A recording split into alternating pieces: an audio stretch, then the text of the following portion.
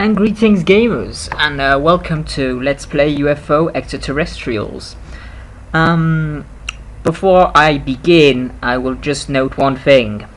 This episode and the few episodes that follow are done in post-commentary. Reason for this, I have three reasons for this, in all honesty. The first one, and the major one, was basically at the time I did this recording session, not my neighbors, but the people who live, above me in this in my flat, they were having a party of some kind. That's the best way I can think to explain it, and they were making a lot of noise, so much in fact that they actually picked up on my inbuilt microphone. At least the bass did. Basically, you heard the every time I was trying to talk, and it got very, very tiresome and distracting when I was listening to it. So I could only imagine what it was for you guys if I were to have put it. So in a nutshell, I basically had to take out all the audio and I'm having to record stuff. And number two is I wanted to test out this format because I haven't done post commentary before, and I want to see really if it lends itself well to this sort of series.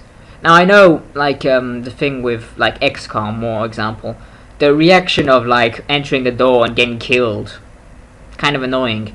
If anything, this post commentary, it really lends itself better to a series like Battle Realms, where I basically ramble on for no reason while trying to concentrate on the game and not doing either really that well.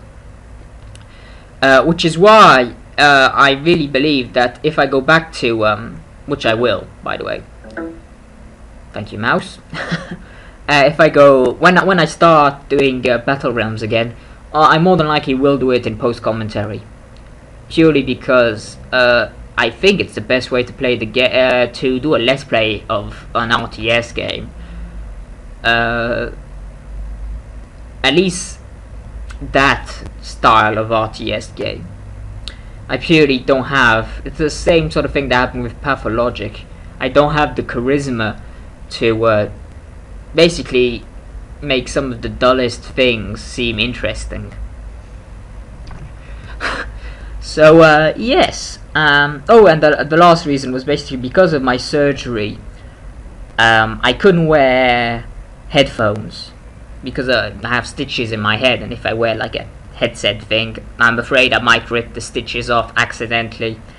And I just don't want to even remotely have that possibility. Because if anyone, if you've ever like hit your head, or I've seen it, lots of blood comes out of your head. Okay, after the surgery, my hair was red for a while. Anyway, so here we go. So here we are in the middle of the first mission. I do two missions in this one with both squads. Here, squad 2 is dealing with the UFO that crash landed. And but they had time to sort of regroup and things, I suppose, which is why they're a bit everywhere. And he risked Degnecht, RG, and Rainbow, who is now injured. For shame. But anyway, I have faith these guys survive, purely because I've played the game and I know this. This is future me talking. And while Group 1 is dealing with the landed UFO near Stratos, near the border of Stratos, that will, spoiler alert, tell us where the enemy UFO base is in Stratos, and yes, that is the next video. That is also in post commentary. Sorry. Anyway, Lucinoid attacking there. Let me think.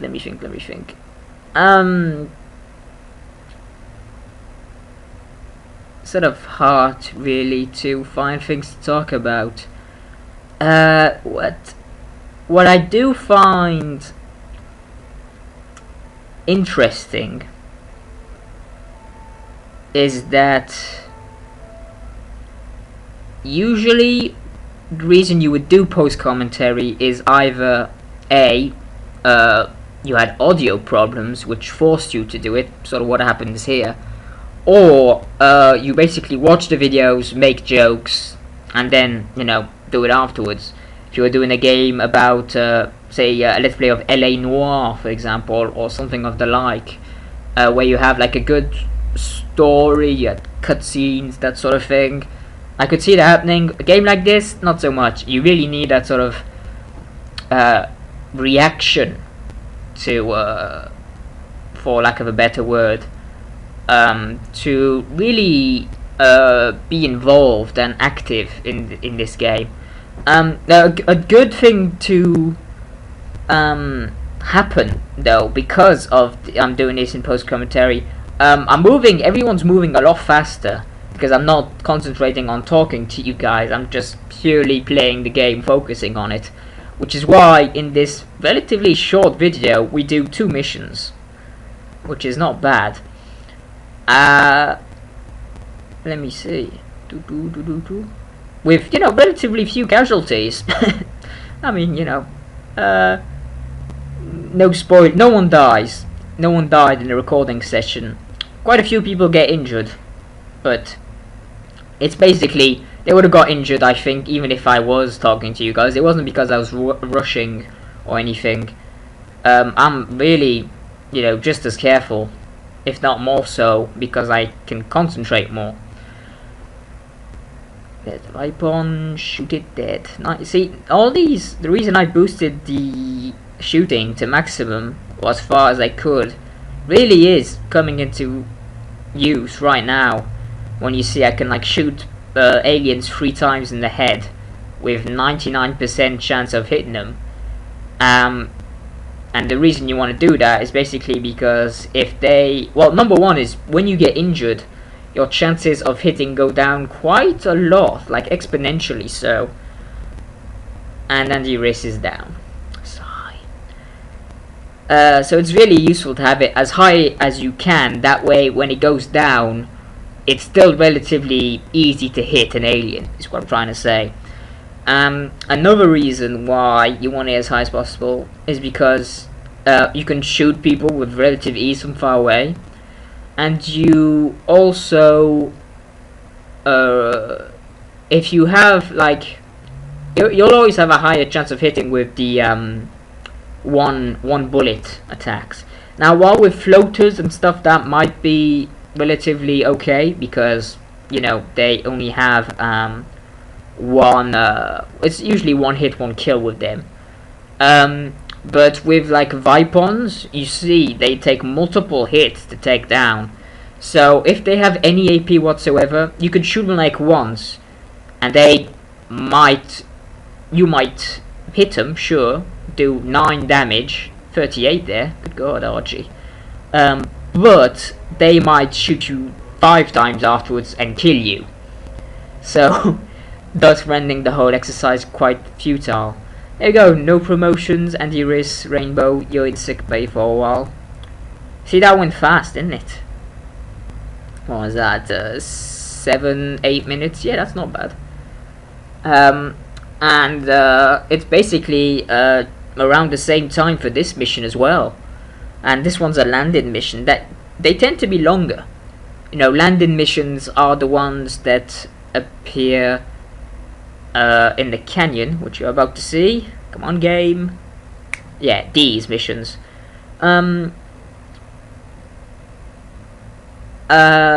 Really, this game, you've seen it. If you haven't, you know, if you really think, oh, I'll stick with it, maybe I'll see something.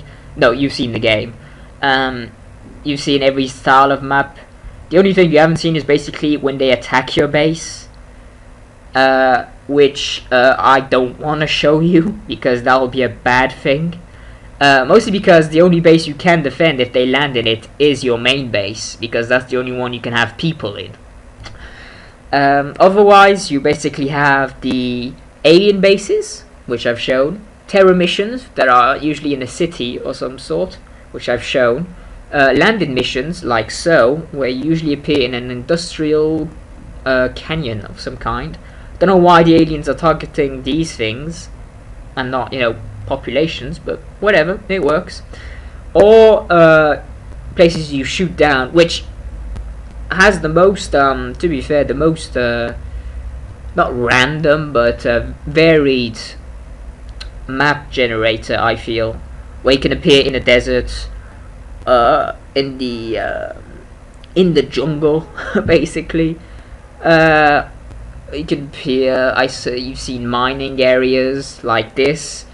You've seen gymnasiums or some kind. I don't know, like a facility.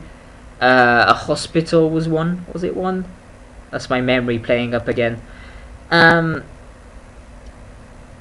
So, but you know, it had to be, because genuinely, when you're doing a mission like that, it's because you shot down the alien and then sending the people. So, you know, credit where credit's due. The people who made this game, they knew what to focus on. Ooh, sorry, give me a moment, folks. Shit is happening. Shit is happening. Okay, back. Sorry about that. Shit happened. Cause I think I stopped the recording. I'll have to edit a bit, but yeah, it's more or less instantaneous for you guys, like as if I was doing a let's play. Although now I forgot what I was talking about. Oh yeah, so you basically seen the game. I mean, the only sort of thing you haven't seen is the finale, which is sort of the same thing, only different. And you'll see what I mean if you stick with me that long. Not to... Okay, I'll spoil it a bit, but we basically, in this, like, play session that I did, in recording session, sorry,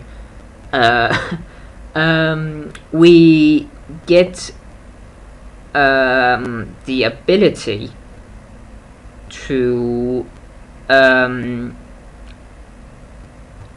we basically start researching plasma technology, which is the way this game works is there are multiple tech levels, I'll call them, where basically each time you ascend this tech level you get a whole bunch of new stuff available to you, and basically we get the ability to research plasma technology, which is what the aliens use, and therefore we can we'll have new weapons coming soon. If they have unlimited ammo or not, I don't remember. I don't think they do, though. I don't think any weapon in the game does. Could be mistaken. Though as you saw, you know, the whole unlimited ammo thing, it's not that much of a deal. I just, you know, if I don't have to produce it, like the laser weapons. The reason I'm not using laser weapons, because sure, they're a bit stronger, but not that much stronger, really. And I can't be asked manufacturing all the weaponry I need for it, when I could just be manufacturing beekeeper armor to keep you all alive. Some of you guys don't have that armor yet. Rainbow was one of them. he got injured for his troubles. So yeah, there we go, going down this way. Good God.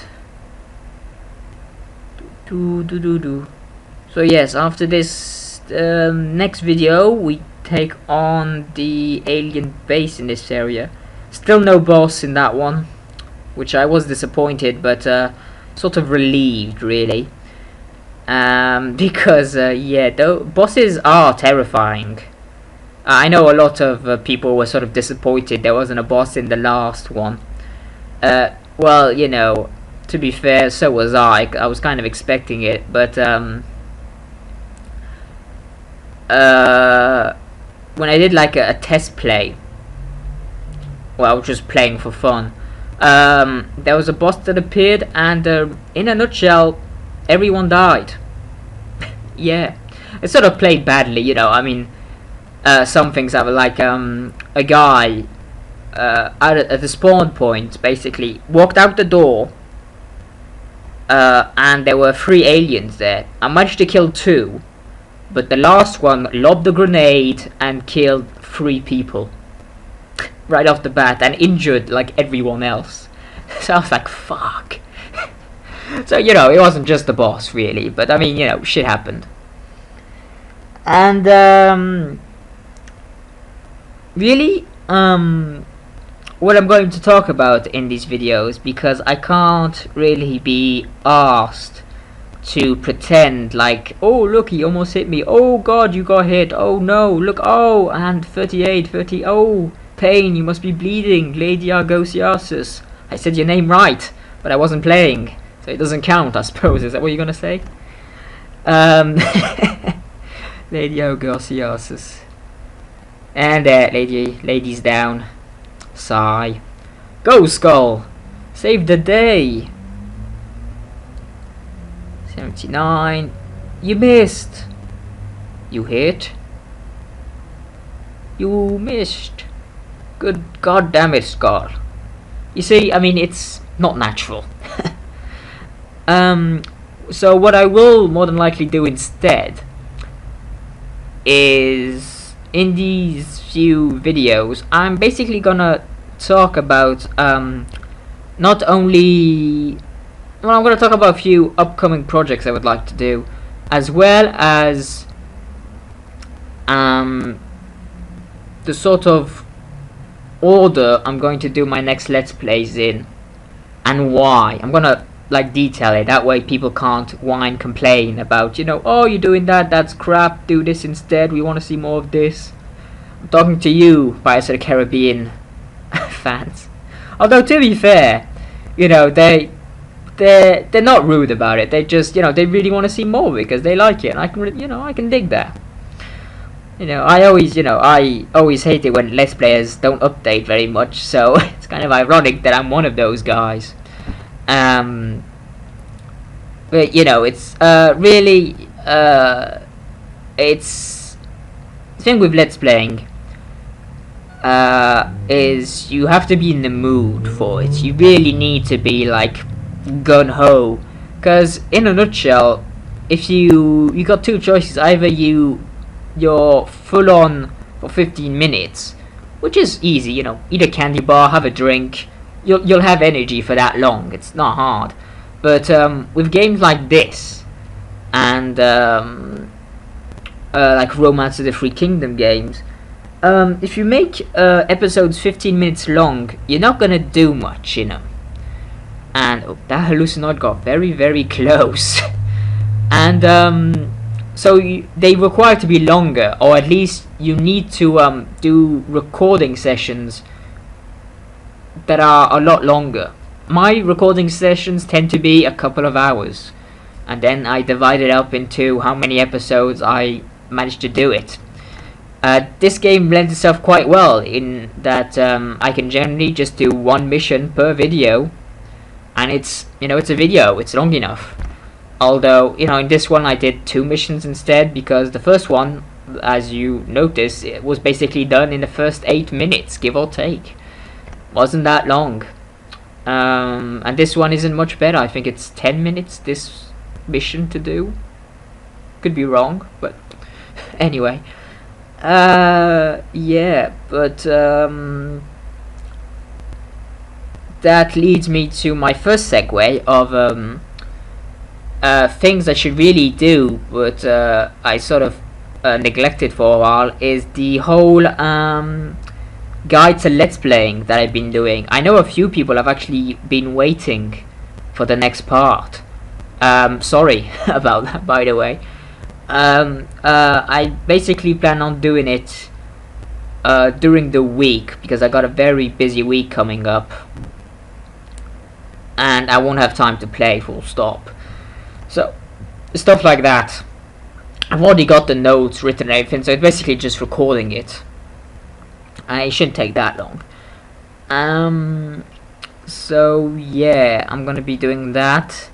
I am in the middle of working on, not a review, but a sort of an opinionated look at copyright SF Debris at the Three Kingdoms series, the Romance of Three Kingdoms series that was made in 2010. I've really been putting it off for a while for a couple of reasons. Or three, really. Okay. The first one was I basically had to wait for all the episodes to be subtitled and then to watch them and all that. Basically, what you have to do with that sort of thing is watch the series as a whole, then watch it again, this time taking notes about various things, and then, you know, analyzing everything you've done, all the notes you've taken, and then pulling out the important points, the noteworthy things, stuff like that.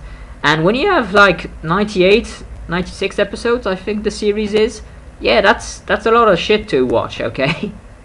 Now, you know, the reason you watch it once before is because, you know, you can like skip a few things. You've seen most of it, which is what I'm in the process of doing.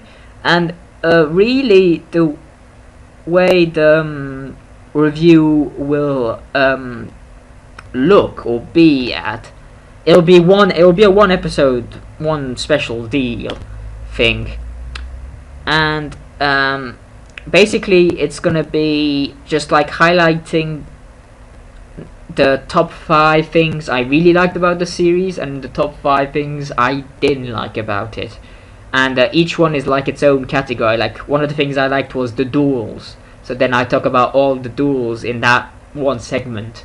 And so, you know, it'll be very structured, and I really want to do something like that, to be fair, because, you know, I'm a big fan of like internet reviewers, and, you know, like Noah Antweiler, the Spoony one, and stuff like that. So, you know, I'm relatively, you know, nooblet when it comes to this sort of thing. But I want to give a crack at it. If it doesn't work, we'll have called it an experiment, a Spoony experiment, if you will. And we'll be done with it. You know, I can get back to what I do best, or at least semi well. Yeah. The other reasons, quickly before the video finishes, I've put it off a bit, is because I haven't read the book. I haven't read it entirely, at least. I've only read parts of it, mostly the early Alliance Against Dongzuo parts, which I find to be the most interesting time. And I haven't seen the original series, but that hasn't stopped me anymore. And I let you all know why at the start of this review thing, which I'm hoping to be finished relatively soon. Hopefully it comes out around the same time as Mysterious JG does his Romance of Three Kingdoms 10 Let's Play. That would be the bomb diggity sort of coincide, which I hope I'm in, by the way. Just no pressure. I had my own series of Romance of Three Kingdoms, you were in it, but, you know, no grudges if I'm not, dude, it's cool. Anyway, that's it for this video, so tune in next time where we take on the alien base and I ramble on. Until then. Where I basically ramble on for no reason while trying to concentrate on the game and not doing either really that well. Which is why I really believe that if I go back to, which I will, by the way. Thank you, mouse. If I go, when I start doing Battle Realms again, I more than likely will do it in post-commentary. Purely because I think it's the best way to play the to do it. And greetings gamers, and welcome to Let's Play UFO Extraterrestrials. Before I begin, I will just note one thing. This episode and the few episodes that follow are done in post-commentary. Reason for this, I have 3 reasons for this, in all honesty. The first one, and the major one, was basically, at the time I did this recording, basically you heard the every time I was trying to talk. And it got very, very tiresome and distracting when I was listening to it. So I could only imagine what it was for you guys if I were to have put it. So in a nutshell, I basically had to take out all the audio and I'm having to record stuff. And number two is I wanted to test out this format because I haven't done post commentary before, and I want to see really if it lends itself well to this sort of series. Now I know, like the thing with like XCOM, for example, the reaction of like entering the door and getting killed, kind of annoying. If anything, this post commentary it really lends itself better to a series like Battle Realm session. Not my neighbors, but the people who live, above me in this in my flat. They were having a party of some kind. That's the best way I can think to explain it. And they were making a lot of noise. So much, in fact, that I actually picked up on my inbuilt microphone. At least the bass did.